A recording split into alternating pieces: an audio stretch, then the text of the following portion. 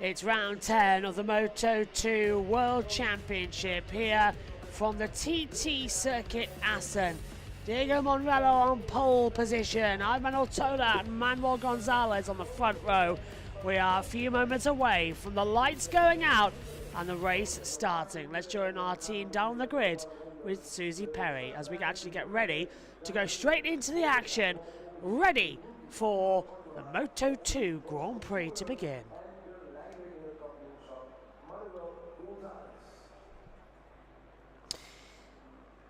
Monrello on pole position, sunny conditions, it's time for round 10.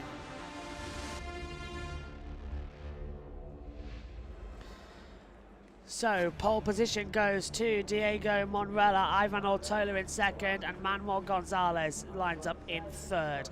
And Canet goes in fourth, with Albert Arenas in fifth. Barry Boltus goes in sixth position as well, but there is a long lap penalty for crashing under yellow flags to go his way. Senna Igas is 7th from Joe Roberts and Daniel Hologado. Dennis Onju, Jake Dixon starts 11th. He won this race this time last year. Zonta van der Gerber goes in 12th. Marcos Ramirez 13th. Philip Salak 14th. Tony Alberino in 15th. Justina Vietti in 16th. Alonso Lopez 17th. And Izan Guevara in 18th. Amul Sasaki 19th. Hoy Navarro in 20th. And David Alonso 21st on the grid. Let's check in with our colleagues at TNT. The Gerberg will hope for a good result in front of his home fans. We then check in with Colin Vire, Adrian Horatus as well, 28 cars on the grid. Saw with his arm, as Philip Salach, they both came together. Salach starts from the 5th row, but he'll be battered and bruised. Nakarin Atarapuvabak brings up the rear of the field as we get set for this one, Michael. And again, we've got to say it, like all the other classes, no one really is prepared for these kinds of conditions here on race day. That's going to be interesting, isn't it, where we've seen tyres play a part this year? Yeah, this is a hard circuit on tyre wear, obviously rear and front.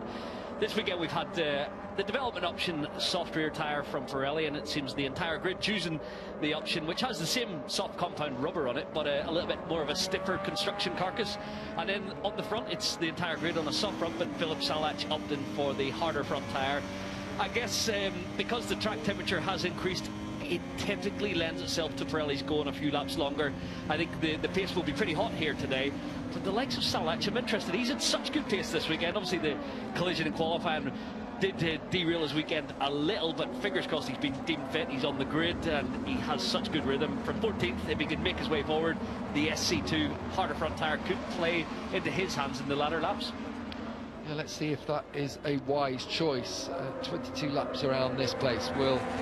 It's not a hard circuit for tyres, is it? It's not one that's necessarily too hard. It's just, but there are some parts where it's fast edges. Yeah, I always find that it can be. It's not super abrasive, but because you're hanging on the side of the tyre, this section of the racetrack, that even turn 4, you're on the right so long, and if you've got a lot of end force in the front tyre, you can actually tear the front or create some band and use all the rubber. So yeah, you do have to manage it, but it is a slightly older asphalt, so it's not super aggressive on the tyre, but you can use up your front tyre and the rear.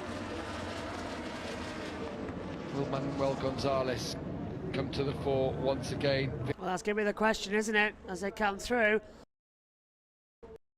We are all set then for the Moto2 Dutch Grand Prix to get underway. Diego Monrello on pole position.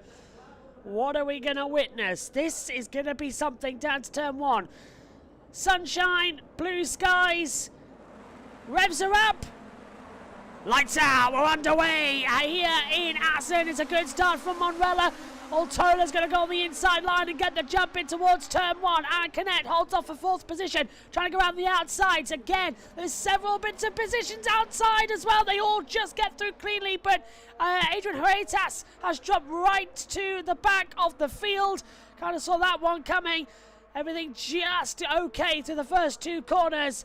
So, okay, better stuff, but all our TV graphics have failed, so we're having to rely on the same pictures as you. Monrella, Ortola, Canet, Onchu, coming in as well. Gonzalez, Arenas, Roberts, Baltus, Dixon, Ramirez, all coming through with much, much, much faster times. They come through for the first time. 22 laps ahead of us, and up the inside, Onchu's well, Aaron Canet's not making anything easy, because he's gone back through on the inside line of Canet. Dennis Onchu and Aaron Canet still battling out over 3rd and 4th positions. Smooth start then from everybody. That was the key thing, not to have an accident and a further delay. We already had a red flag in the Moto2 race as well. We're still waiting on news from everybody there, so stay tuned. Also, the Porsche Super Cup race might be slightly delayed at the moment, as we see through the Ruskin hook for the first time. Yeah, it's a good start from everybody then. So, Diego Monrella leading, Ortola, Canet, Onchu, Gonzalez, Arenas, Roberts, Baltus. Dixon's moved up into 9th place, so Dixon's made a superb start. And that was the most important thing. Get that camera! Oh my goodness me! The camera on the crane there was inches from the riders' heads, and several riders had to duck. I've never seen that before. The crane camera goes into the circuit, and we've now got a yellow flag at that part of the track. I hope everyone's has come in now, but yeah, I've never seen riders have to duck to avoid a TV camera. That's shocking action down there as they come into it. Let's head down to the world feed. Any longer coming through, and Barry Baltus also coming through. Manuel Gonzalez having a tough start to this race. He's down to 8th and actually now level with Jake Dixon. Yeah, I was watching Joe, he hit the brakes and he thought about it, then hesitated, wasted no time. That's a clean pass into turn 5. Difficult to pull off, and obviously there's a slight door ajar. Aaron Canet fit his Calyx machine up the inside. I thought Jake Dixon had just got through on Gonzalez. It's tight side by side as they come down the back straight now into the Ruskin hook, and Jake Dixon definitely had the inside line at the front. It's Moreira leading from Canet in 2nd, Ortola in 3rd, Dennis Onchu still there in 4th place, then Albert Arenas in 5th with Joe Roberts. Best we've seen from Joe so far this year. Oh, there's a big crasher there towards the back, and it's Eitan Guevara, I think, who's gone down as Canet just forces his way through, barges past Moreira to take the lead. Aaron Canet's looked fast throughout the weekend, as is Moreira, especially in qualifying trim, but yeah, you could see Aaron Canet meant business right from the first lap when he did get attacked by Onchu. You see his rear stepped out though. Jake Dixon did get through on Gonzalez now, so Gonzalez just dropping backwards. Not a great start for the championship leader. Surprising the way he started in Italy. He was so feisty, wasn't he, early on back in Mugello. Not able to do the same today. Yeah, it's strange for Manuel Gonzalez. I thought he was a little out of sorts over the weekend. Not slow by any means, but not his level where he's led the way by 2-3 tenths of advantage in some sessions. But yeah, he's been beat up. The Moto2 riders have smelt a little bit of blood in the water, and they've really attacked him here in these early laps. But Joe Roberts passed him a few laps ago, and he's joined the front group. This was the move from Canet on Moreira. It is a late one here, isn't it? He just goes through. No stopping in there. Yeah, it is such a flat, almost off camber in the apex of the vault. You always get a front end chatter when you release the front brake too soon, and Canet with a lot of confidence and feeling from his front end there to pull that one off. So we're being told Darren Binder has to drop a position, so something's gone on back there, having caused contact. That's not like Daza, is it? That's also, he's got to drop back. That's further down the order though. It's Barry Baltus. He's had one time that he hasn't gone and taken his double long laps. You get 5 laps to complete them both. Is it to complete both? I didn't realise. So 5 laps, that's a short window. He's probably going to have to take his first one now on this lap around. Sorry, the next as he starts it. Yeah, Baltus, that takes him out of contention, which is good for Jake. It jumps him up, but he can chase on. Roberts and Arenas have lost a little bit of contact with Onju, but I think they've got the speed to get back across. Yeah, and the thing there is, Jake Dixon, we know, is these are the weak laps for him, aren't they? He generally comes into a race, although in recent times, as Dennis Onju just had almost like he had an extra gear there, didn't he? Let's go through, just carry more pace. On the inside, he goes through on Ortola. Moto3S, but Onju, he means business today. He does. I think he was a little close to the green there on the left. Oh, crasher in there. Alonso. Oh, dear. David Alonso, unfortunately, he was having a decent ride in the pack and he's crashed out in the chicane. Alonso's out of the race. Fastest rider on track. So Alonso is out of the race. That brings out the yellow flags locally then so far. He's got tapped by a moth after having to start. Yeah, there he is. Alonso's out. and in the gravel trap. Let's hope he's going to be okay to resume shortly. Lap 4 of 22. Aaron Canet leads. Diego Monrella second. Dennis Onchu in third. Fourth for Ortola. Arenas in 5th position. And they're still holding on as hard and as they possibly can. They know what this racing strategy is going to be like across the day. And they also know that there's several bits of accident prones around this place, as well as Manuel Gonzalez battles with Marcos Ramirez. Dixon's up to 7th position, and Hologado gets ahead of Ramirez as well. So they've changed over positions. We've gone back to green flag running with 19 laps to go. And Diego Monrella right on the back of Aaron Canet. And do you know what? Do not count out Jake Dixon. Won here last year and looking to be, again, absolutely on the ball as Albert Arenas gets ahead of Ivan Ortola down at the chicane, over the line and moves up into 4th position. Canet still holding the advantage over Monrella at the front of the field. Joe Roberts side by side with Ivan Ortola, and Ortola getting on the curb and having to go off the track as well.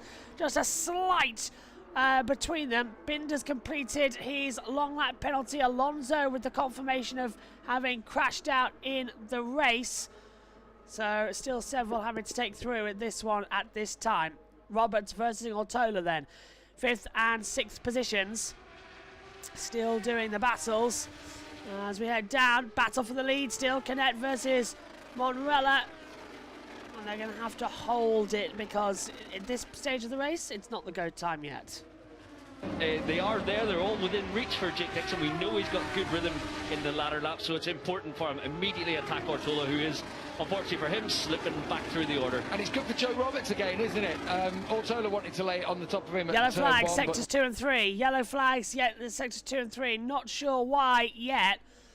Can't see anyone dropping off our timing towers. Just local yellows at the moment have come out.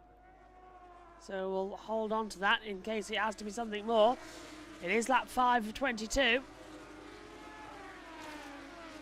Well, this is odd. No one's actually gone down in that sector. So whatever this yellow flag is for, it's not a reason that we know about.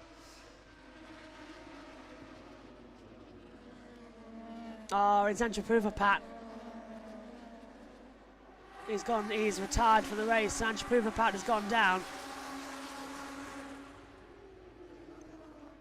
And the 29-year-old from Thailand, just his second start in MotoGP after, of course, Aragon.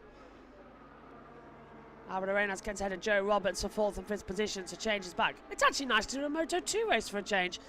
Usually I'm not in the commentary box, I'm usually doing something else, but yeah, hello. Canet and more, and yeah, still holding on again as they continue to push through. This race is going to be a race of 3 halves, I reckon. Does it nicely. Well done, Joe Roberts. That's lovely. You could see him trying to defend down the straight, edging across towards the pit wall. It must have been a back and forth at the Gert Timmer chicane, a compromised exit. They were side by side, but Albert Arenas had the line, and then Joe took the position back. Had a beautiful move in the middle of turns 3 and 4. Well, how good is it to see anyway? There's a yellow flag out on the course at the moment, so not quite sure what's happened there. At the front, Canet and Moreira, and then it's Dennis Onchu there in 3rd place. Joe Roberts and Albert Arenas just losing a bit of ground as they scrapped for 4th position. And then Jake Dixon has... Well, Gonzalez has got onto the back of Dixon once more, so maybe settling into things. It looks like whatever issues he's having, although wide there. Yeah. Gave up a lot of time. He was right on Jake's rear tyre as he entered the corner, but just couldn't turn it in the middle of turn 9 in De Bolt. So there's some issues. Is it the temperature? Is it the difference in feeling? And he's just trying to manage things to the end of the race because it is a hot pace at the front. Yeah, the rhythm set by these lead 2 is pretty impressive. But yeah, hotter conditions today. Perhaps he hasn't set the bike accordingly. He doesn't usually have too many issues. Manu Gonzalez can normally rock up and set a lap time that it takes the majority of the field all weekend to match. So yeah, just not looking as comfortable as normal here. Dixon's got through on Arenas across the line, so he's now up into 5th place, and that's Arenas next on Gonzalez's hit list, and here he comes through at turn 1. Barry Boltis is out. Barry Boltis is out of the race. He's crashed in sector 1 at turn 1. So Boltis then becomes yet another retirement from this event. Let's see how he did it into the braking zone. He's just going to lose the front end, isn't he, on turn 1? Yeah, the rear stepping out actually way before the front goes. So that is a not too much brake at the front. Rear steps out. As soon as you put the throttle on, whoosh, straight it goes. Look at that. Actually didn't become a high side coming into it. Oh, that's Navarro out too. Navarro is out, and he's got off at turn 3. Front stepped away from him on the entrance into the right-hander at 4 as well. Okay, so that's another retirement. How many left now with? 23. 23 riders left in this race. Barely begun. It's only lap 7 of 22 as well. And look at the battle. Aaron Canet and Diego Monrella knocking 7 bells out of each other right now. Monrella never won a Moto2 race before in 28 starts. Compare that to Aaron Canet, who's won 5 times. Hasn't won those since the season opener, well, actually round 4 of the season, say, in Qatar. It's used to being season opener, but it's moved over the last couple of years. But yeah, hasn't won since Qatar, back in April. Onchu still in 3rd position. He's dropped back by 1.3 seconds as well, so he's not going to be in the mix for things to be in contention. Still Canet and Monrella at the front of the field. You're just sort of waiting for something to pass and see if it's going to be an opportunity to have an overtake and sort of hold your hands up, don't you? That it's going to be something more interesting. They're still side by side under the braking zone, and still Monrella can't get through. That's a surprise and a half, really, to come through that there's not been an accident between these so far. Salak just come down pit lane, paying too much. Salak's We're out. not surprised at all. Had to be past pit this morning, and Philip, the Czech rider, is just going to have to rest up before we go to Germany in 2 weeks' time. Alonso Lopez has already had a track limits warning. We are not even at halfway stage of this race yet. You can just see holding onto his shoulder there, Philip, and look, he gave it a go, but not to be. That looks sore. So at the front, Canet and Moreira lead by 1.6 seconds over Denis Onchu.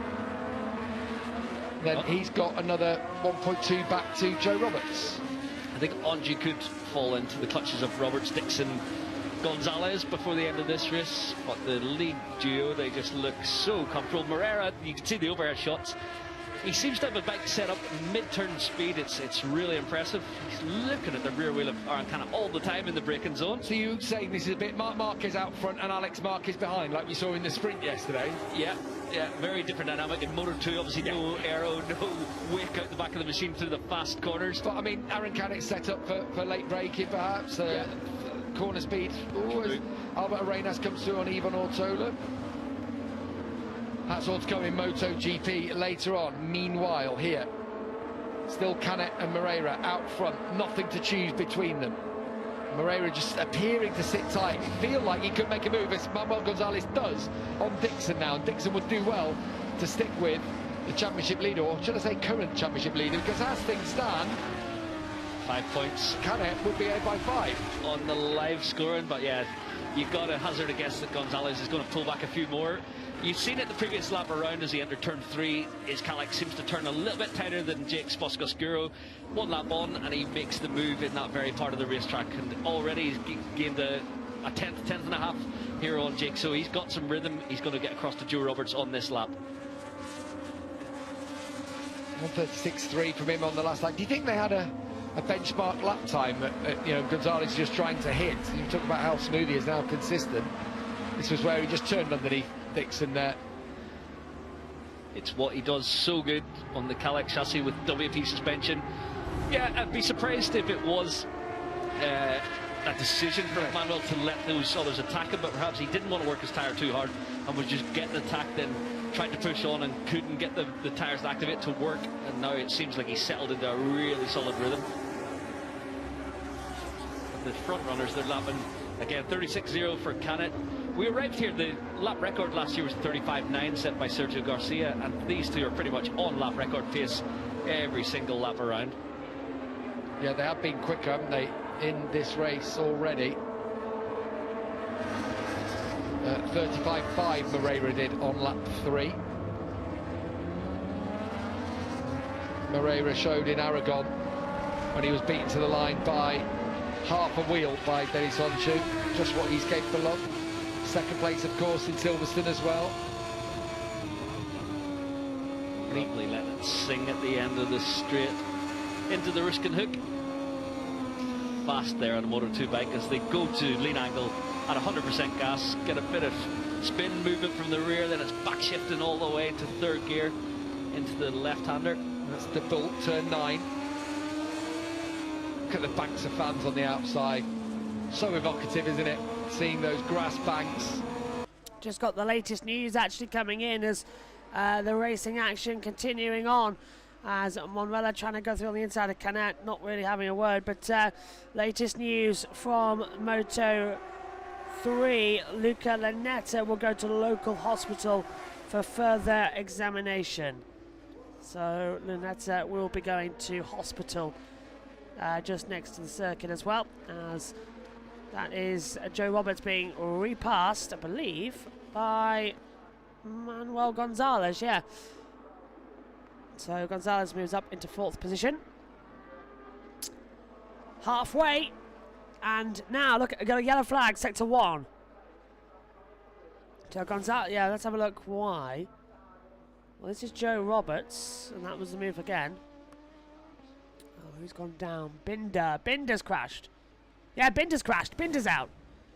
Damon Binder is out of the race. He's up and walking around, so he's okay. But yeah, what was? Oh, it's at. Oh, don't like that. It's at turn 3. Got Marshall's in the position. Oh, and Adrian Huertas has crashed as well. We've got 2 riders down. And where's Huertas crashed? Is that also the same segment of the circuit? Oh, he just dropped it. That was Binder dropping it. What's happened to Huertas? So 2 separate accidents are out there at the moment, bringing out the yellow flags in the first sector. So they'll be able to rejoin. Binder won't. Huertas will. Binder's in the gravel. Huertas down at turn 5. Yep, Canet leading the championship there by 5 points to Gonzalez. Gonzalez moving up into 4th place. Once again going between the 2. Canet and... Oh, it's just a typical Moto2 race at the moment, isn't it? At the moment, I was out between the 2. 9 on the last lap. The leader's 36.1.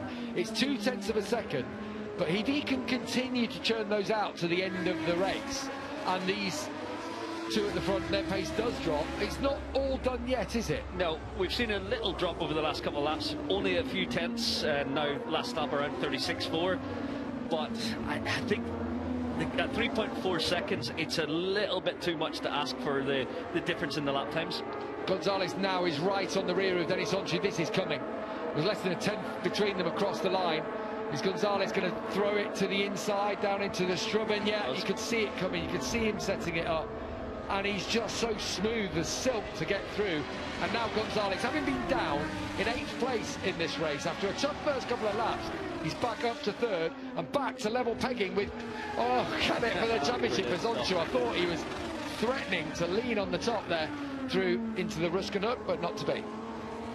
Yeah, there's a ways to go here for Manuel Gonzalez. I think it's going to require either a bit of battling from the lead 2, so a few mistakes, or a big drop in terms of the tyre performance and lap time. At the moment, last time around, there was only a 1/10 of a second between Manuel Gonzalez and the lead 2. I don't think it's enough. We're halfway his distance, or just past it. Could it be that Manuel Gonzalez could potentially fight for this victory? I think it's a tall order, but never say never with Manu. At the front, Canet and Moreira do battle for 3rd, then behind, 3.5 seconds behind is Gonzalez, Onchu and Roberts. Now, is Gonzalez able to be released? Is he able to close this gap that we've got? When they cross the line, still 10 laps to go in the Dutch TT, and Diogo Moreira is keeping Canet honest. He's not let the gap get to more than 0.2 of a second. No, he is riding so close to his rear wheel. You can see there's a potential to pass into the last chicane on any lap. It looks like Moreira gets the run through turn 15. But yeah, very evenly matched around a lot of the circuit. Enjoy. I wanted to listen to it on board in this part now, especially when they tip it into the Ruskin hook. All the way up through the box from first gear, exit of Struben. Back a couple. as they come back to third, through into the left-hander for the Ruskaduk, then into the Steckenval. Behind, you can see Dennis Onchu just running wide. He's under pressure from Joe Roberts and Jake Dixon now. It's a good run. I'm so pleased to be able to talk about Joe Roberts at the sharp end of a race. It's been a long road back. His injury, of course, the end of last year's, been something he's had to work hard at coming back from. His crew chiefs off ill at the start of the year, so they've had to rejig things around in the team. My understanding is he is going to stay on with that team for next year. Has signed a deal with Etan Butbull to stay with the American racing team for another season. And it's good to hear that Joe will be around. We'll still have an American in this championship here. Yeah, and a solid, strong American with a good American team, and not wanting to jump ship as he did to this team. The Taltrans didn't quite work for him, and a return to American racing brought the best Joe Roberts we ever seen in the early rounds of last year, and injury and the woes at the end of the 2024 season. It's good to see him back on form now. Yeah, and he has got through on Onchu now. Yeah, across the line, he's up to 4th place. Jake's joining the scrap here. As Hodge said before the race, Jake's got top 5 pace. In 6th now, it looks like Onchu could well fall into his clutches, and then it's a potential battle for the last podium spot between Gonzalez, Roberts and Jake Dixon. I have to say, looking at a couple of shots, I'm just trying to look in the top of the picture, because obviously we're seeing a lot of the front runners, of course, because there's nothing to choose between them. And you feel like a move is imminent. But at the moment, Moreira's just sat tight. Has he learnt his lesson from Aragon?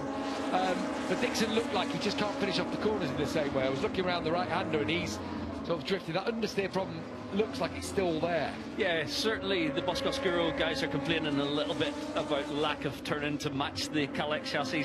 We've seen some improvements over the last few weekends in Mugello and again here this weekend at Assen, but it does seem like things have gone 180 from a year ago. This point last season, Sergio Garcia was leading the championship. Ayagura had just clicked it up a gear. The Bosco was the bike everyone Yellow wanted flag, to be sector on. 3. And, it's Dennis Onchu! Dennis Onchu, and that's a biggie. He's up immediately to get the bike, but he's gone off at the last corner. And Onchu was running in a... Well, you can actually see one of the flares that's been thrown onto the circuit.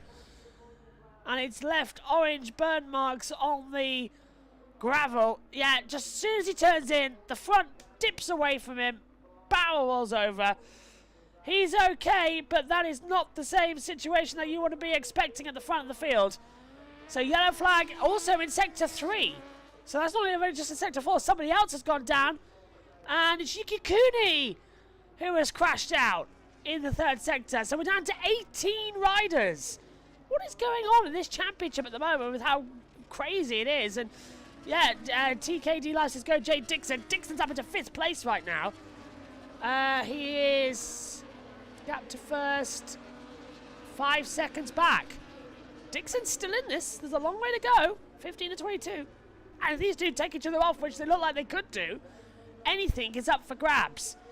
The Moto2 race is just starting to come into an interest. Look at this. Gonzalez and Canet, as it stands, 1st and 3rd, they are level on points. 159 each going into the German Grand Prix in 2 weeks' time. And that might change because Diego Monrella, who's in 3rd place in this championship, is also fighting and is also going for a race victory to try and progress through at the front. 7 to go and everything is on the line here. Honda Team Asia both out in the Assen. Yeah, they both are, yeah. Everybody out at the moment. And he will not give up the fight. And obviously these two had a last lap tussle at Mugello that Canet wasn't best pleased about. When we heard the podium interview, he was quite spiky about the move set by Moreira on the final laps, and afterwards Moreira's comments were it's all good fun, it's all great racing, but yeah, let's see if there's any needle between them. So far Moreira's, I think, wisely just sat in his slipstream, let Aaron Canet do the work, but obviously as these laps chip off, 6.5 to go now, I think Moreira's got a little bit more pace. You can see how he looks like he's just saving his tyres a little bit, doesn't he? Yeah, turning tight out of the Struben, just using the draft to stay in touch. Could set up a move around the outside. He seems so comfortable in the draft of Aaron Canet. He could roll around the outside, make a move into Steckenball. He's got the similar move at Ramsden. Look again, he's all over the rear wheel. All over the rear wheel, but choosing to sit there. You wonder if there might be a moment soon where Canet decides, look, I'm just going to roll off, I'm going to allow him. I need to have a look at him.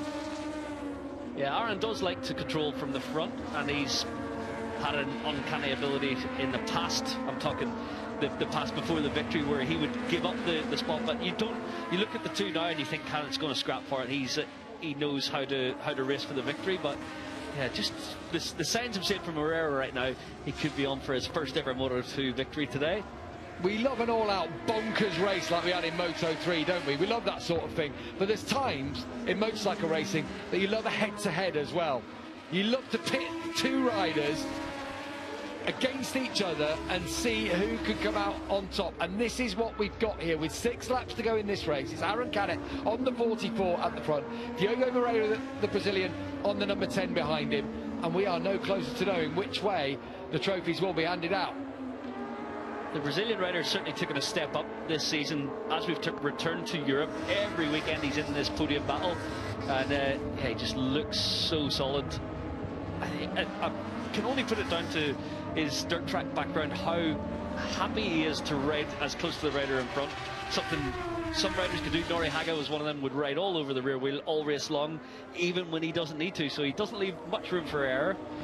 The gap has closed by 3/10 on that last lap for Gonzalez, so their pace has dropped at the front. Jake Dixon is the fastest of all of them at the moment. He's just on a 36.3 and he's on the right on the back of Joe Roberts now, so he's starting to show that consistent pace. And Joe's only half a second off Gonzalez, so those three all within reach of that podium step. And Gonzalez will be watching his pit board, seeing the gap. Oh, it's getting closer now, isn't he, as well? Monrella finally finding a way to try and come through.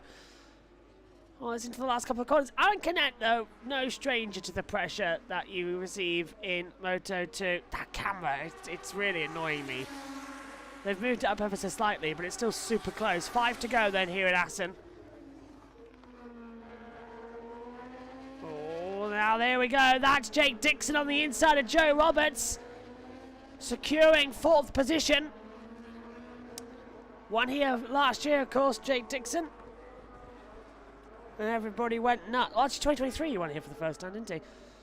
Last win was back in America when he went on the back-to-back. Jake Dixon in the early start of this season was unbeatable. Now I missed 4 races in a row, and all of a sudden he's gone back again. That's how it goes, really. Still, Canet holding on. Monrella's not daft either. He knows about the tyre pressures that you've got to keep an eye on. He knows that the Pirelli's rubber goes so quickly, so he's going to wait for the opportunity to jump.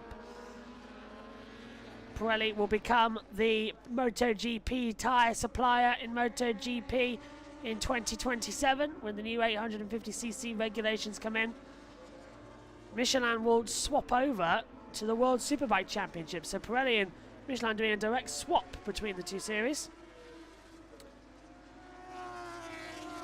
which alarms many people, because that means that Pirelli will have somewhat a monopoly of the 2 biggest world championships on the planet, with MotoGP and Formula 1.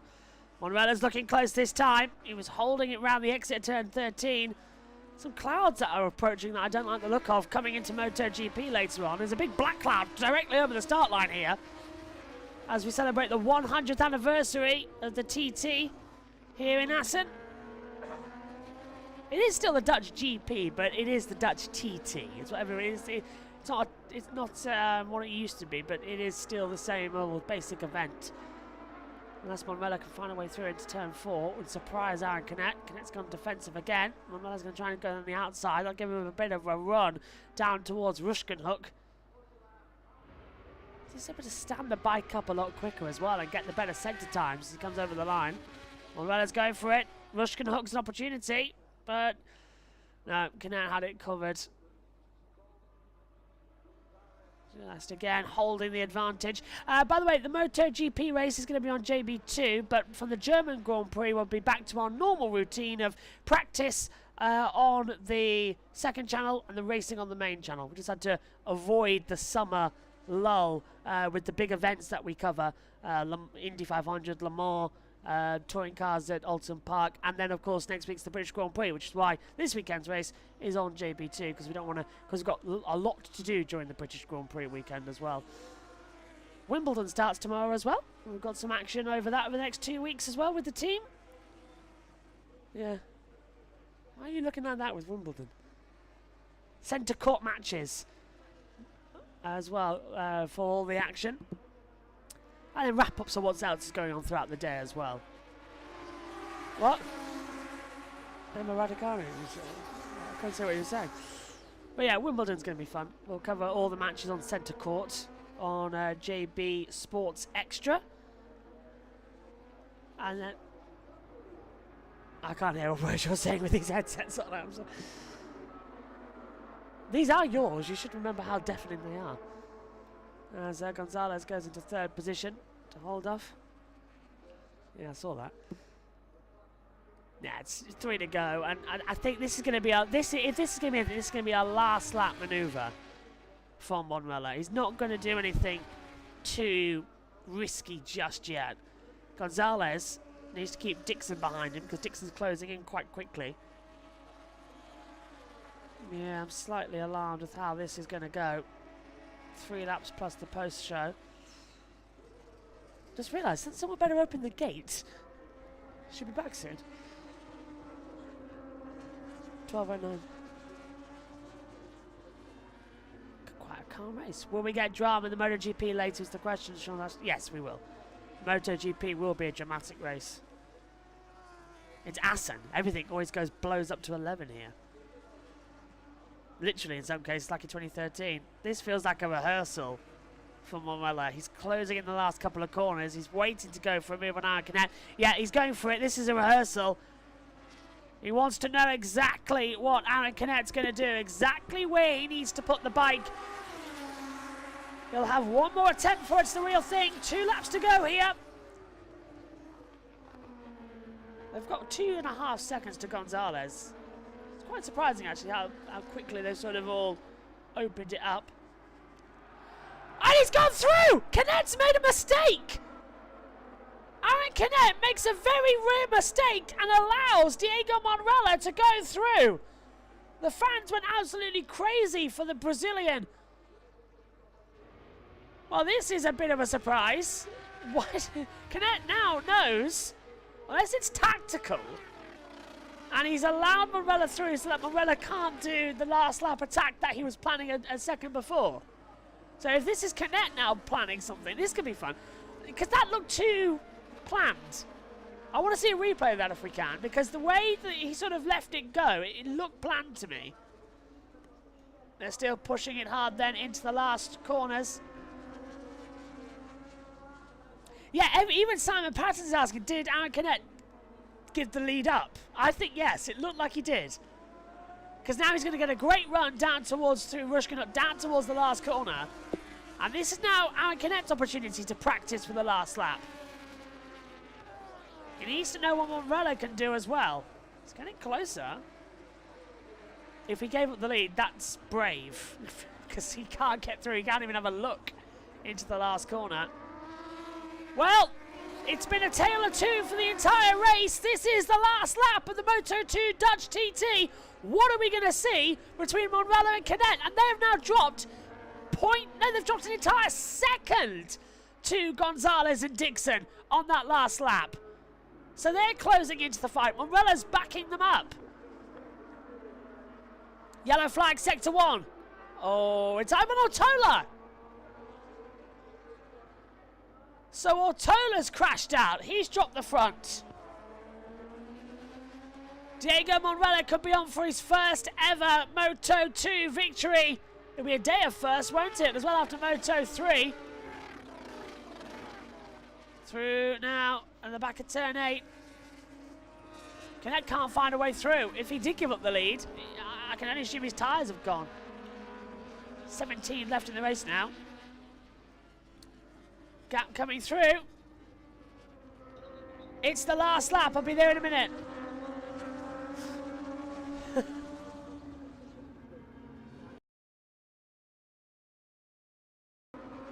Canet can't find a way through.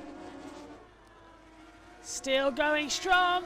Look at that. There is Diego's family watching on. Still waiting for an opportunity. They could be having their first win. And Canet's closing in. This is the final sector. 3 corners left, and it's the chicane where we've seen so much drama over the years. Canet tries to go around the outside. Monrella just needs to stand up and now pull the throttle back and go over the line. It's side by side, and Diego Monrella finally wins in Moto2. Such a long time coming. A first victory in Moto2. It's only his 2nd career win after Indonesia 2 years ago. Aaron Canet 2nd by a 56 thousandths of the line. Fabulous.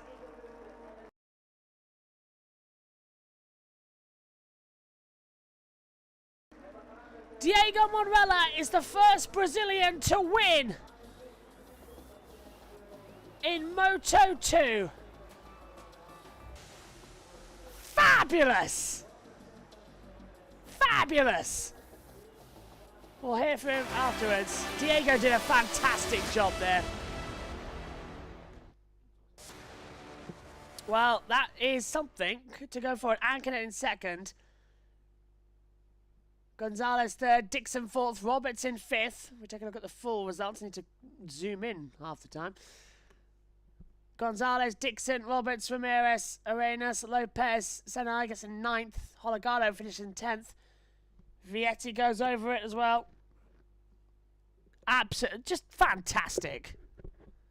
That he's waited so long, and I was commentating on the Moto3 race in 2023 in Indonesia when he took his first Moto3 race victory, and how passionate he was then, and how relieved he was to have got it done after. Well, at the time, it was in his first season of the championship.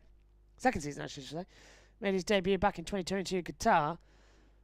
And now in his 2nd season in Moto2, at roughly the same time as well, he's managed to take a victory, which is perfect. So, in a second, we'll hand over to the broadcast team at TNT for all the action for the podium ceremony.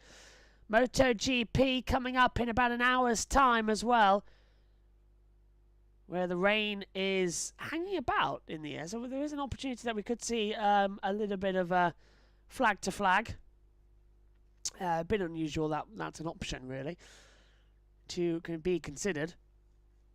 But no, it was a great race. First Brazilian to win in Moto2 as well. So we're just waiting as TNT have gone to their ad break. Let's take a look then at how the championship stands at the moment as well. Yeah, I believe Megan's gone to sort the issue out with the Porsche Super Cup stream. Oh, I think she has. She'll come in and tell me. That's always an option.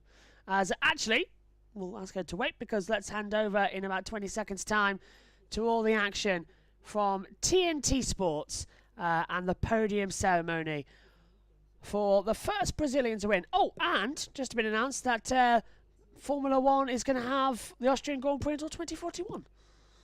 Right, let's head down back to Gavin Emmett and Michael Laverty in the commentary box, and Susie Perry's in the pit lane.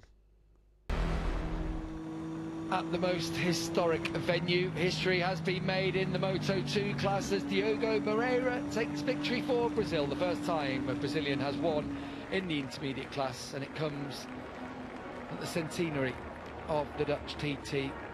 Proud history, of course, in the sport. I think back to legends like we had with Alex Barros, who was such a stalwart of the Premier class over the years. Took it to Valentino Rossi on occasion, didn't he? Alex Barros, well, he took it to everyone. He took it to Kenny Schwartz here back in 1993, I seem to remember. Alex Barros was leading in that one, so proud history.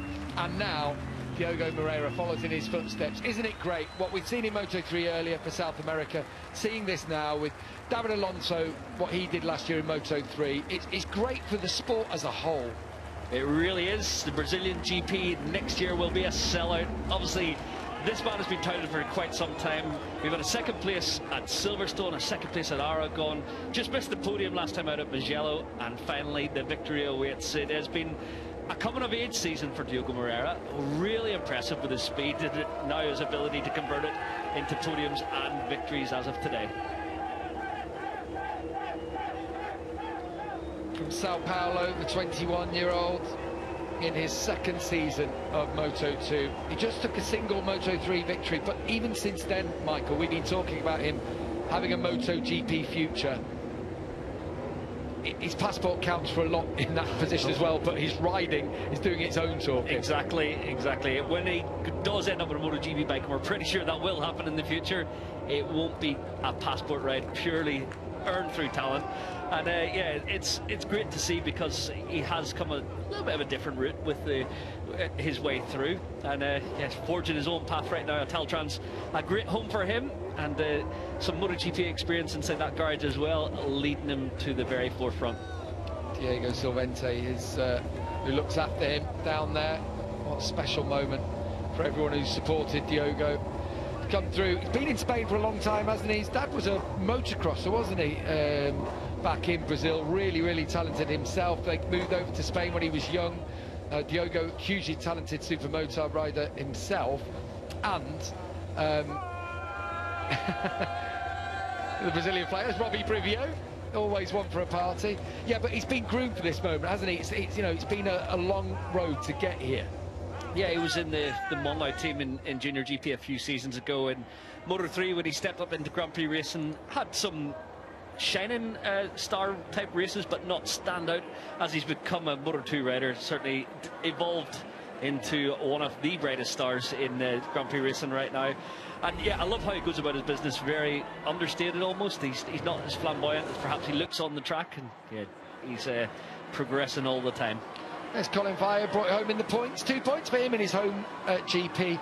I've got a feeling about Colin that he will start to, as this season goes on, if he gets backing to return next year, that he'll kick on. There's something about Colin that's so methodical, isn't it? Yeah, without a doubt. I think he has a bright future ahead in Moto2. I like how he works as well, how we've seen him evolve into a front runner in Moto3. I've got to ask though, can it? Obviously he did the wrong thing by letting Diogo Moreira pass, but can you understand why he let him through? Yeah, he needed to look. Let's have a listen to Manuel Gonzalez first of all.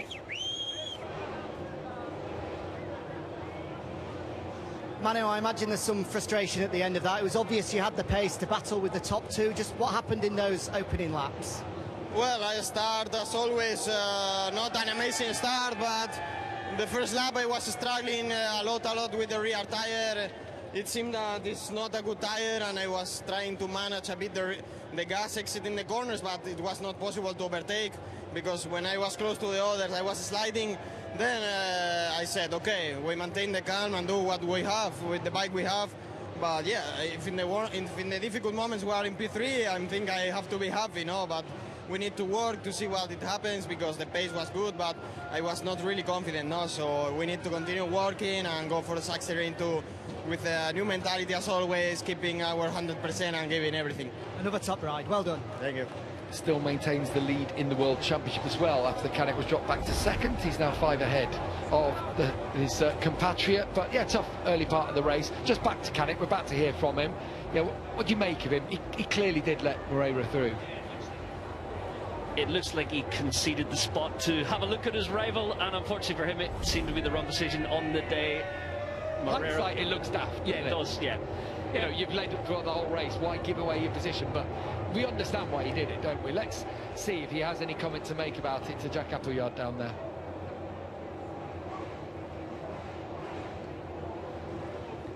Aaron, I'm sure there'll be disappointment to have lost out after such a great battle with Diogo, to have held him off for so many laps. What are the emotions like at the end of it? Well, I'm very happy because I'm arriving to the film from the last year, step by step, race by race.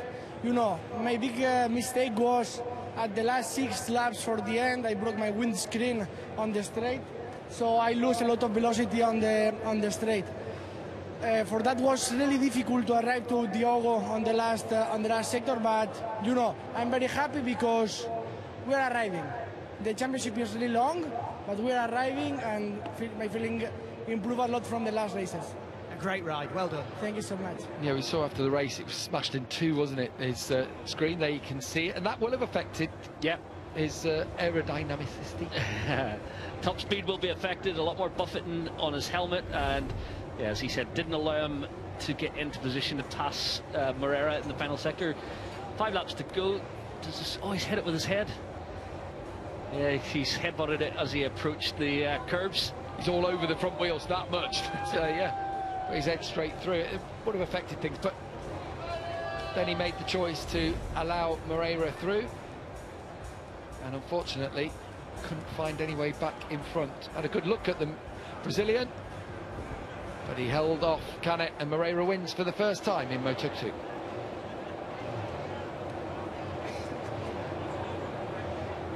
Diogo, what a spectacular ride. You were so patient behind Aaron for the entirety of the race and then took your moment to become Brazil's first ever Moto2 winner. How good does that sound? Yeah, we are super happy. Also, I think we managed the weekend very well, so I'm proud of this. And yeah, the race was amazing. I was waiting a little bit for the end and save the tire. And yeah, finally 2 laps to the end, I passed Canet and I was pushing. And yeah, finally the first victory, so really happy. Now we need to enjoy, and success we need to push more. So thank you so much to all the people who support me at Brazil and at home. So thank you so much. Congratulations. Yeah, thanks, Jack. Congratulations indeed. And not just those few laps managed well here, but actually the last few races, I think it's fair to say, because we said before, it's been coming and he's been putting the blocks together. Yeah, been coming, getting the pole positions, had a couple of second places. Do you know what? You watch him there, he interviews like he rides. He's calm, methodical, everything's in control. He doesn't ride with emotion. He rides clinically, doesn't he? But he's got a high level of skill. So the bikes, he slides the bike a lot more than a lot of the other Moto2 riders, but not spinning like burning the tyre out. Throttle control incredible. I mean, he's the real deal. He's destined for MotoGP. Potentially even next year. There are some talks going on now, but he will be an incredible MotoGP rider. And we saw Aaron Canet kind of let him pass to have a look at him, which, you know, ended up being a mistake. But would he still have won without that? Yeah, I was going to say it might not have been a mistake, actually. It could have been a really good strategy. I think Diogo Moreira, sorry, had the better pace. He had control. He was in control the whole race long. He was behind, saving his tyre. And yeah, for Canet, this was the right thing to do, actually, to have a look at it. You don't want to have your rival like that behind you that's been studying you all race.